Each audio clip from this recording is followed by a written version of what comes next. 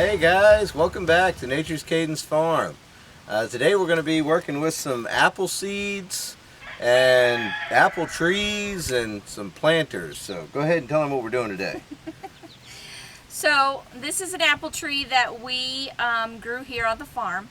Fun fact, you can go to your grocery store and buy a bag of apples of your favorite kind and go ahead and eat your apple and then save your seeds.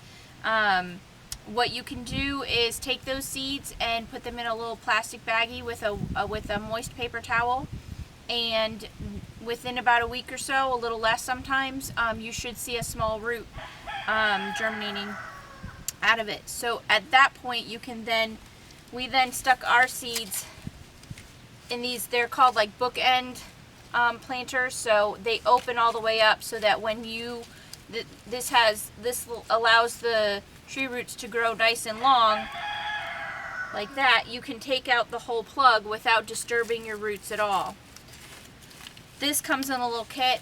Well, we will link to everything today in the description box.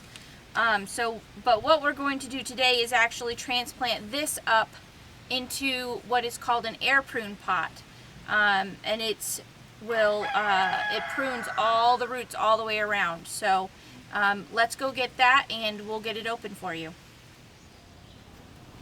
Alright, so these are the air prune pots that we ordered on Amazon. This was just an Amazon brand. There are more expensive brands, but these were much more affordable. They come with these snazzy little gloves so that you don't cut your hands off, because this plastic is kind of sharp. So it comes with the little plastic bolts to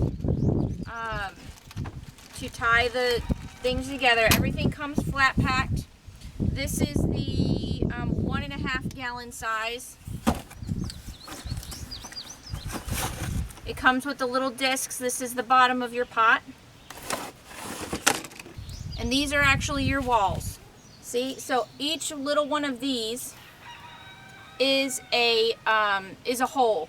So it's called an air prune pot because literally instead of that circling effect you get inside of a regular plastic pot like this actually trims all of those roots, and you just get a nice healthy root system instead of the circling effect that regular pots have. This is the 1.5 gallon size.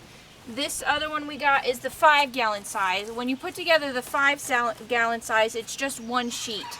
I'm going to demonstrate the smaller one because you actually use 2 sheets and put that together in order to make your circle. So you just they have a little bit down here on the bottom are some closed cells, so we're going to put those towards the bottom. You're going to get 2 of these little sheets.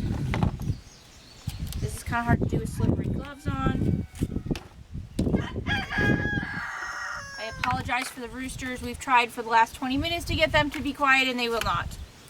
Alright, so don't forget to match your ends so that you have the closed cells at the bottom. It helps keep your soil in there. Then they provide these little screws for you, and you're just going to stick your 2 together. Make sure I got my overlap here.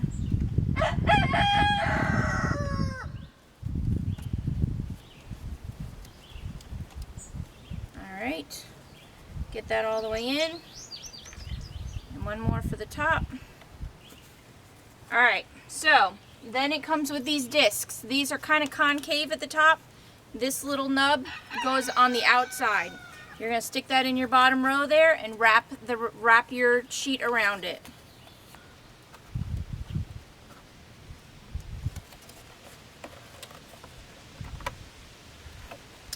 Alright, that's it. Now you have a nice simple pot. Holes in the bottom, holes all the way around. Let me get this cleaned up, get the rest of these assembled, and we'll go ahead and we'll plant some of our apple trees in them.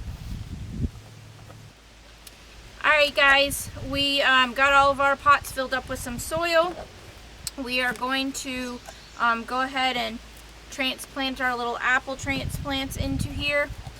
One thing about having this much airflow going through everything is your pots are going to dry out very quickly, so keep a very close eye on water.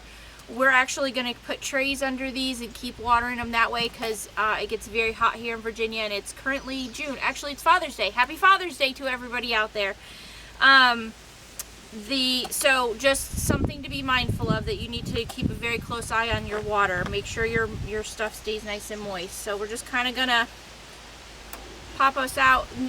We could have skipped this step and just taken this from the root trainer, the book style root trainer, and stuck it into this pot, but at the time we did not have these and they were really growing out of the other one, so we just temporarily put them in this. Hopefully they're not root bound in the very short amount of time they've been in here. It's only been about a month. Nope, looks good. Our roots still look nice and healthy. I'm gonna plop that in there.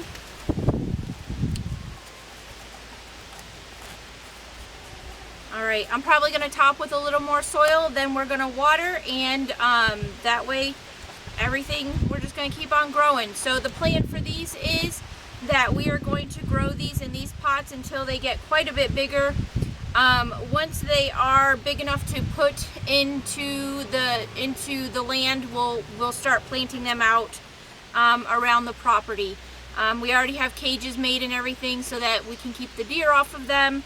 Hopefully we don't lose them to small rodents, but we're probably going to wait till they get quite big. So they may be in these pots for a year, 2 years, maybe 3 years before we try to transplant them.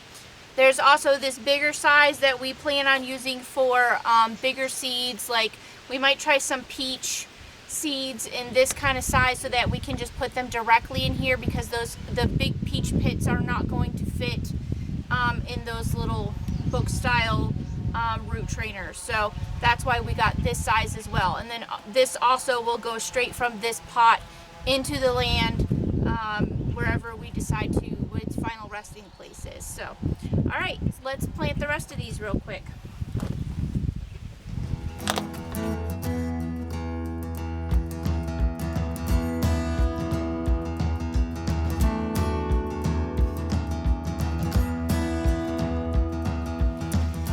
Guys, we got everything.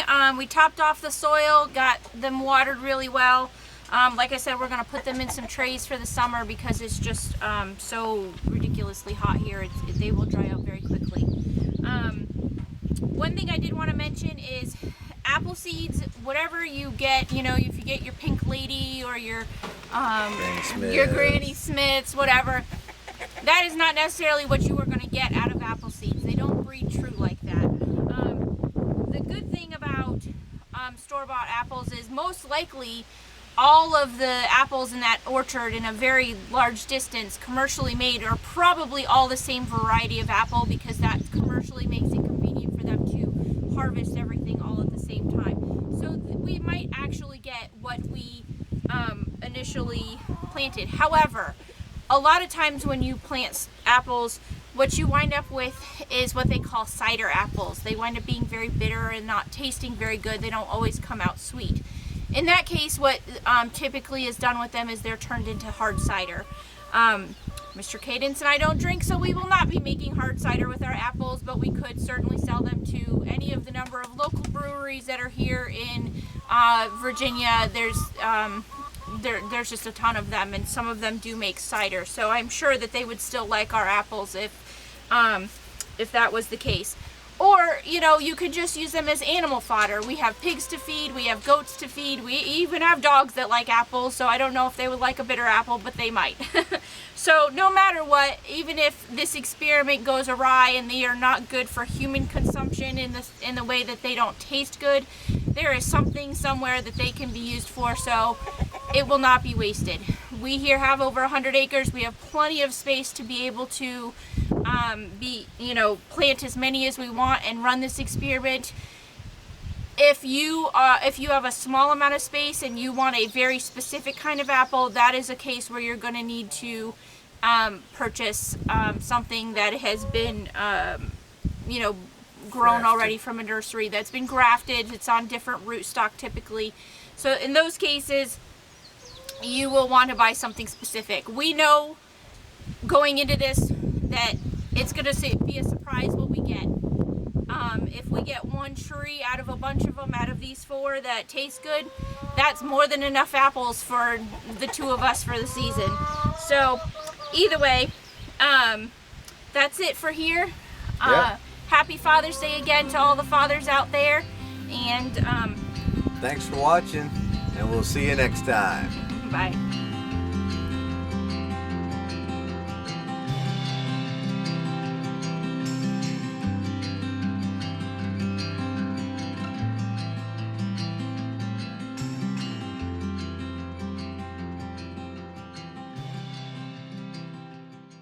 All right, are we recording? Yes.